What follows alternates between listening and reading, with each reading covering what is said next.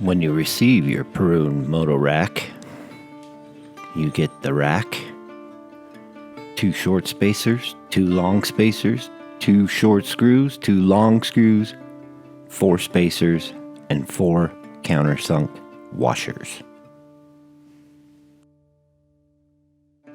The 4 spacers that are the same size go in between the upper and lower part of the rack in all 4 screw locations.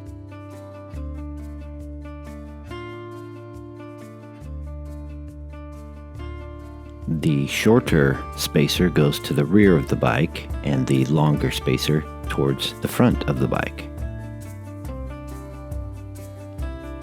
The longer screw goes towards the front of the bike and the shorter screw goes towards the rear of the bike. Don't forget your countersunk washer on top, and then just hand tighten to keep all the parts in place.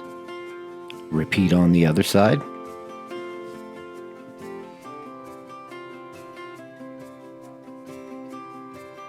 And then it's time to Loctite, Loctite, Loctite, Loctite, all 4 bolts.